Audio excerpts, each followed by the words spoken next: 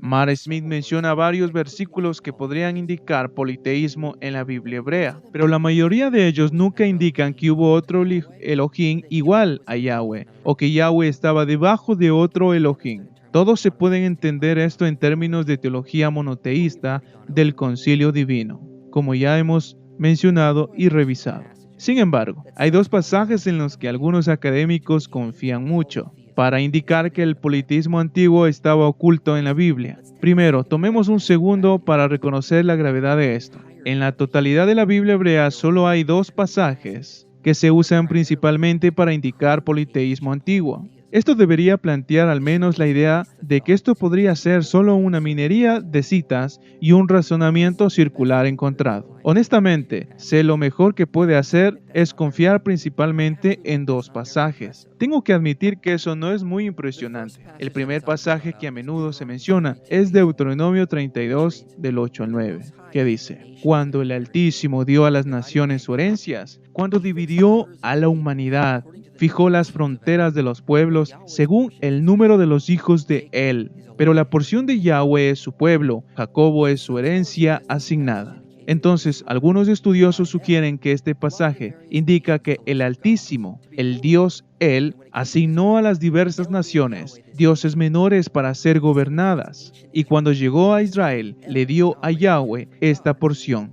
Y esto indica que el antiguo Israel solía pensar que él y Yahweh eran dos dioses diferentes y que Yahweh estaba subordinado a el Dios Él. Además, la gramática del pasaje indica que el texto es posiblemente antiguo y que hay paralelos a esta idea en las inscripciones encontradas, donde Él asigna a otros dioses naciones para gobernar como Egipto. Ahora, el nombre Él aparece en la Biblia. En algunos lugares leemos sobre Él, Elión, que significa el Altísimo. Pero cuando leemos sobre él, los autores indican que este es solo otro nombre para referirse a Yahweh.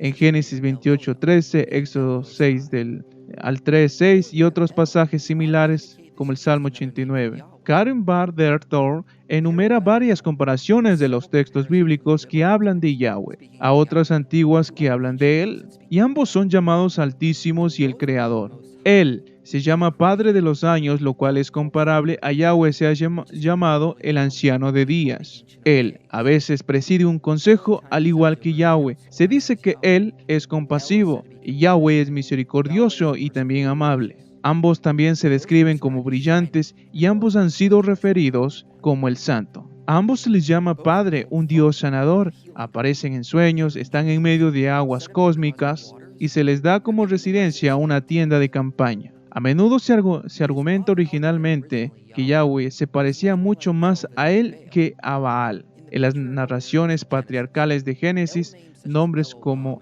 El Olam y El Elión son usadas frecuentemente como epítetos para Yahweh. Varios estudiosos han llegado a la conclusión de que él y Yahweh fueron identificados en una etapa bastante temprana. Esta identificación a veces se explica al suponer que Yahweh es originalmente una figura de él. Megder escribe extensamente sobre el origen del nombre de Yahweh, y dada la información, lo más probable es que originalmente solo fuera otro nombre de él. Él dice: este renacimiento del nombre y los epítetos de él en el vocabulario teológico exílico y post-exílico solo es explicable a la luz de la tenue, nunca rota tradición de que él es Yahweh. Al final es y era idéntico al patriarcal el Elohe e Israel, el Dios de Israel. Mark Smith se aferra a una teoría evolutiva y argumenta que para el siglo VIII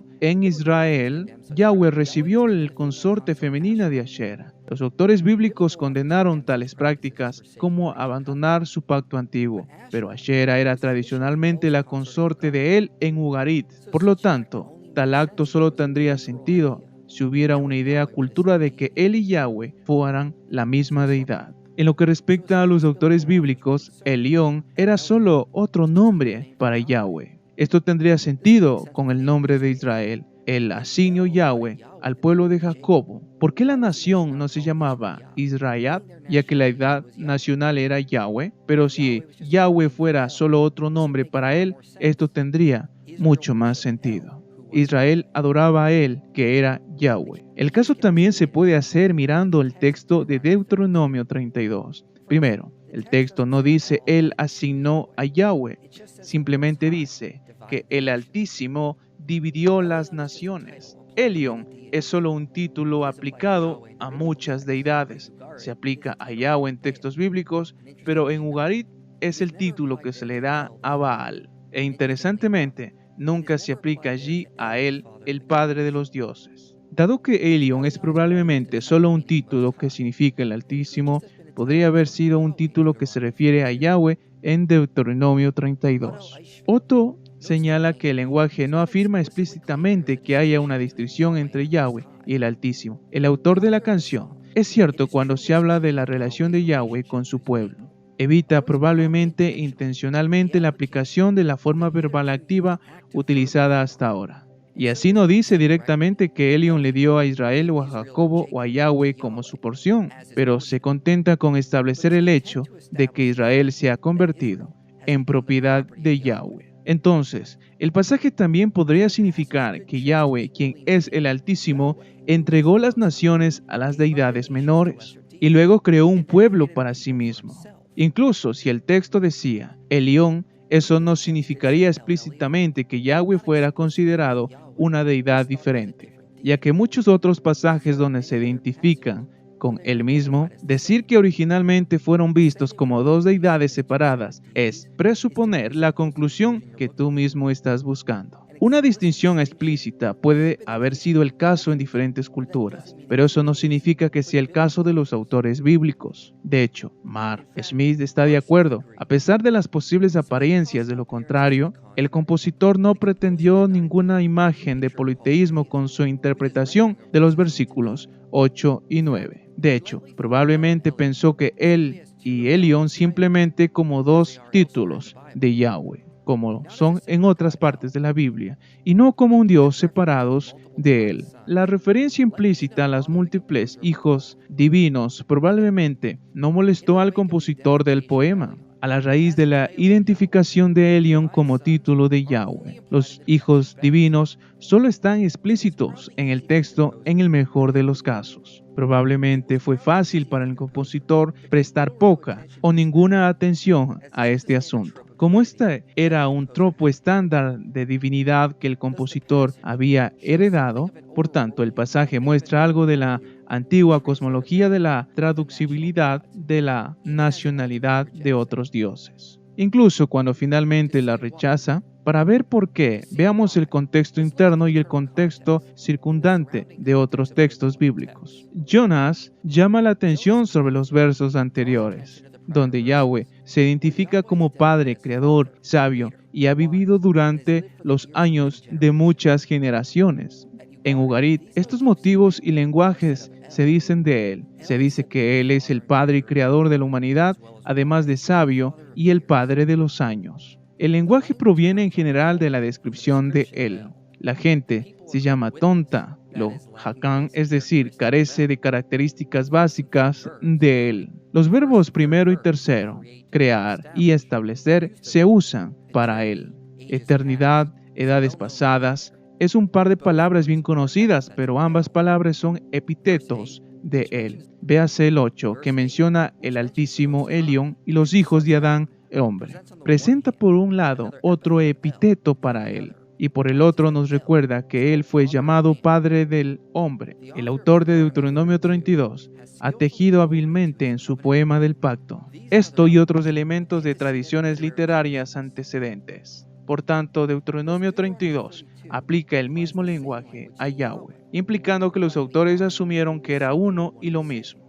Ahora, algunos objetan esto a señalar que este pasaje que solo se dice que Yahweh es el Padre y Creador de Israel, no de toda la humanidad. Se dice que otras deidades menores también eran los padres de las naciones. Sin embargo, esta objeción pierde el punto. El pasaje solo dice que Yahweh es el Padre de Israel aquí, pero no es solo el título que los estudiosos como Heiser, Greenfield y Thor utilizan. es el hecho de que los mismos motivos y lenguaje utilizados en él se aplican en conjunto a Yahweh. Si en este pasaje Yahweh fuera simplemente llamado el Padre de Israel, nadie trataría de hacer las conexiones. Pero debido a que varios motivos existentes de él se aplican a Yahweh en Deuteronomio 32, parece que los autores ya entendieron que Yahweh era él. En cuanto al pasaje que solo hace referencia a que Yahweh es el Padre de Israel, eso se esperaría porque de eso se trata el pasaje, no de toda la humanidad. A pesar de eso, los motivos siguen ahí. Además, una de las principales razones por las que no creo que Deuteronomio implique que Yahweh es un subordinado de él es que necesitaríamos dar un paso atrás y mirar la imagen más grande de dos maneras. Primero, recordemos de dónde vino este contexto. En el texto masorético mucho más tardío, no se lee hijos de él, sino hijos de Israel. Algunos estudiosos sugieren que este es un intento posterior de ocultar el politeísmo al cambiar él por Israel. Sin embargo, la razón por la que sabemos que no era originalmente hijos de Israel es por los rollos del mal muerto, porque proviene de una secta obviamente monoteísta. Si fueron monoteístas los que copiaron y preservaron el pasaje en cuestión, deberíamos ser escépticos que este pasaje estaba destinado a implicar politeísmo. En cuanto al cambio masorético, no estoy realmente convencido de que fuera un intento de ocultar un pasado politeísta. Creo que el cambio podría reflejar comentarios talmúdicos posteriores de que los judíos debían ser herederos de toda la tierra y los gentiles se convertirían en sus esclavos. En cambio, sería consistente con esta idea, porque supondría que Dios ya había dividido el mundo, de acuerdo con los 70 de Jacob que descendió a Egipto para que luego la herede. Por lo tanto, no se refiere necesariamente a un intento de los escribas masoréticos para ocultar el politeísmo. Además, varios otros pasajes dentro del canon bíblico se correlacionan con la interpretación monoteísta de Deuteronomio 32. El Salmo 29, que muchos académicos consideran temprano, dice que Yahweh está entronizado para siempre sobre el diluvio. El texto también comienza con imperativos plurales que indican que un consejo divino está en juego. En el antiguo cercano oriente se creía que el diluvio estaba sobre la cúpula que cubría la tierra, y se dice que Yahweh reinará allí. Entonces él ya era visto como gobernante sobre todas las naciones que están bajo el diluvio. El Salmo 24 también es considerado por muchos como un salmo temprano, que se refiere a Yahweh como gobernando sobre el mundo y que es la cabeza del consejo divino. El punto a citar estos dos salmos es notar que podría haber evidencia temprana junto con Deuteronomio 32, que Yahweh ya era visto como gobernante del mundo, no solo gobernando en Israel como una herencia de Elión. Además, está Números 23, otro poema temprano atribuido a Balaam, que también parecía equipar a Yahweh y él. Luego, Nathan MacDonald señala que un tema de Deuteronomio es como Yahweh eligió a Israel. Esto encajaría más con la interpretación más que Yahweh el Altísimo dio a otras naciones a deidades menores, pero luego eligió a Israel para sí mismo en lugar de recibir a Israel. Además, un texto posterior incorporado en Deuteronomio es el capítulo 4, que es paralelo a Deuteronomio capítulo 32 y dice que fue Yahweh quien asignó las naciones a otros Elohines y mantuvo a Israel para sí mismo. Otro texto posterior como Isaías 10:13 tiene a Yahweh en control de los límites de las naciones. Estos a menudo se descartan por venir de un periodo monoteísta posterior, pero como mencionamos, el lenguaje y la gramática muestran que algunos de estos pasajes son muy tempranos y proporcionan el contexto circundante para explicar mejor la teología de Deuteronomio 32. Además, internamente hablando, Deuteronomio 32 puede funcionar bien como un texto monoteísta, como probablemente pensaron los antiguos. Entonces, el contexto más amplio parece encajar más con esta comprensión monoteísta, como lo hacen la evidencia interna. Si la única respuesta después de que se mencione esto es que el monoteísmo fue un desarrollo tardío, Entonces tiene que haber evidencia del politeísmo. Entonces, estás asumiendo la conclusión que quieres y no dejar que la evidencia hable por sí misma. Algunos intentan argumentar que más tarde en Deuteronomio 32, Yahweh es visto como un acusador, y esto significaría que Él no es el Altísimo. En Zacarías 3, Yahweh es juez, y un ser menor actúa como el Satán. ¿Qué significa acusador en hebreo? Bueno, es verdad, Yahweh actúa como acusador de Israel, pero en los versículos 19 y 29 también actúa como juez, lo cual era el papel de quien presidía el consejo. El versículo 19 señala que Yahweh ve el crimen y luego lo que sigue es que Él comienza a juzgar. Yahweh los pondrá celosos, los provocará a enojarse y provocará todo tipo de desastres. No hay cambio a otra deidad por encima de Yahweh. En Zacarías 3, Yahweh juzga a través del ángel del Señor, quien también se dice que es Yahweh. Entonces Yahweh asume dos roles en Deuteronomio 32. No sería un problema para los textos bíblicos. Esto es seguido por Yahweh, implicando que es el Altísimo, porque no hay nadie a su lado, y tiene el poder de la vida y de la muerte. Y luego, hay otra afirmación de que Yahweh está a la cabeza del consejo divino, y que los dioses deberían inclinarse ante él. Esto parece ser un lenguaje bastante implícito. Yahweh ya era visto como él dentro del poema mismo. Nuevamente, Mark Smith está de acuerdo. Más específicamente, el compositor original entendió a El León como un título para Yahweh. A pesar de recurrir al antiguo elemento tipo politeísta, el autor pretendía politeísmo y quizá no conocía ninguno en este caso. En otras palabras, los autores bíblicos pueden estar haciendo referencia a una vieja idea politeísta de Él dividiendo las naciones, pero todavía entendieron esto como si Él fuera solo otro nombre para Yahweh, e interpretó esto dentro de su marco monoteísta. No hay problema en reconocer que ellos hacen referencia a esta vieja idea. Después de todo, los autores bíblicos admiten que descendieron de politeístas, pero eso no significa que la teología bíblica evolucionó del politeísmo, ya que esto es consistente con el relato bíblico de un cambio repentino debido a la revelación divina. Esto sería similar a lo que hace Pablo en Hechos 17, tomando viejos poemas politeístas de escritores griegos y aplicándolos a Yahweh. Tomar algo de un politeísta y reinterpretarlo no necesariamente significa que la teología bíblica evolucionó. La última objeción está en el versículo 9, donde la conjunción podría indicar un contraste. En otras palabras, el uso de la palabra debe entenderse como un cambio desde el Altísimo a Yahweh, quien recibe su herencia. Bueno, esto es posible, pero improbable dado el contexto inmediato que ya analizamos. El pasaje también puede referirse al Altísimo que divide a las naciones rebeldes y luego creando un pueblo para sí. En última instancia, el contexto cultural puede ser útil para arrojar luz sobre un pasaje particular, pero nunca debe usarse para aplastar el contexto inmediato del pasaje en cuestión. Y cuando se trata de los textos bíblicos, el contexto inmediato implica abrumadoramente que Yahweh fue entendido como otro nombre para él, no una deidad menor bajo él.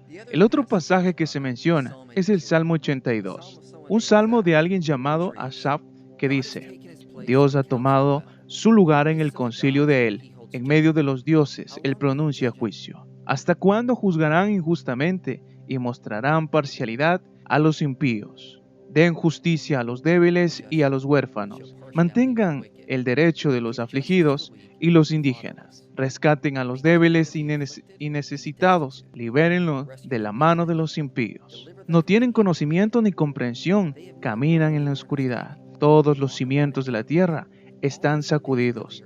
Yo dije, ustedes son dioses, hijos del Altísimo, todos ustedes. Sin embargo, como hombres morirán y caerán como cualquier príncipe. Levántate, oh Dios, y juzga la tierra, porque tú heredarás todas las naciones. Entonces, académicos como Mark Smith y Simon Parker se basan en los verbos para pararse y juzgar.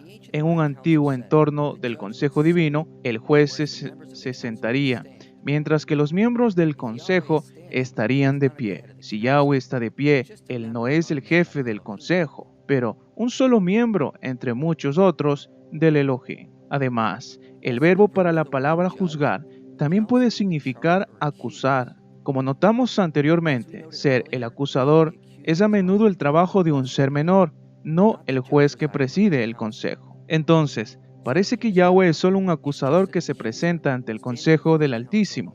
Sin embargo, como Deuteronomio 32, esto parece ser minería de citas. Al final, el Salmo, Yahweh quien pronuncia el juicio, no hay indicios de un cambio en el hablante, a pesar de la afirmación de algunos de que el autor cambió silenciosamente de Yahweh a él, hablando en el versículo 6. No hay indicios de que esto esté sucediendo. Además, la terminología genérica se usa como Elohim y Helio. Teniendo en cuenta que el autor solo está usando estas frases, tenemos que reconocer que no hay una mención implícita de una separación de Yahweh y Él. Tal como es con el resto de la escritura, los términos podrían fácilmente entenderse que se refieren a Yahweh, quien era Elión, el Altísimo. Debido a esto, es mucho más farcinioso entender el Salmo 82 como dando a Yahweh el papel de acusador y juez. Y eso tiene sentido con el contexto. Los otros Elohim han fallado en hacer su trabajo correctamente y no se les puede confiar con roles divinos. Yahweh asume los roles de juez y de acusador, ya que no hay otro Elohim que pueda realizar adecuadamente tales ideas.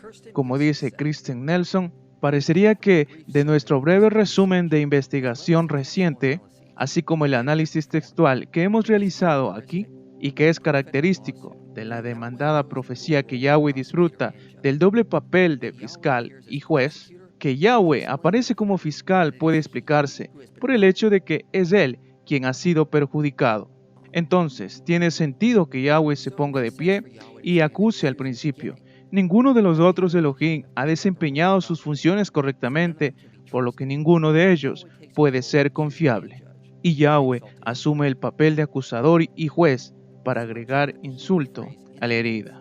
Algunos objetan que la frase hebrea en medio se refiere a que Yahweh es igual a otros Elohim. Estar en medio de otros implica una idea de igual de poder, pero este no es el caso en otra parte. Por ejemplo, en Números 14:14 dice que Yahweh está en medio de su pueblo, y eso obviamente no significa que Yahweh es igual a los humanos. Luego, esta interpretación del pasaje se correlaciona con otros lugares donde Yahweh toma dos roles. A lo largo del texto bíblico, Yahweh tiene que actuar. A lo largo del texto bíblico, Yahweh tiene que actuar a través de un corregente, visto como una extensión de sí mismo, y a veces también se refiere como Yahweh. En Zacarías 3, Yahweh actúa como juez, pero también es portavoz del juez como una figura separada, conocida como el ángel de Yahweh. Esto sería similar al Salmo 82, donde Yahweh toma dos roles. The Gibi Metir señala que los textos bíblicos, el nombre de Yahweh fue visto como una extensión independiente de Yahweh mismo. Hay otros pasajes donde vemos una extensión de Yahweh que actúa como corregente, como Yahweh quien lo envió. Entonces, dado el contexto de las escrituras hebreas, eso es todo lo que probablemente está teniendo lugar en este breve salmo. Yahweh está asumiendo dos roles en medio de una extensión de sí mismo. Como dice Michael Heiser, la carga de la prueba recae en Smith, Parker y otros académicos de detectar cualquier expresión en la vía hebrea que demuestre a Yahweh carecía de jurisdicción sobre cualquier parte de la tierra en cualquier momento de la religión israelita. Además, ¿qué es tan inconcebible acerca de la idea de monolatría antigua o ideas monoteístas?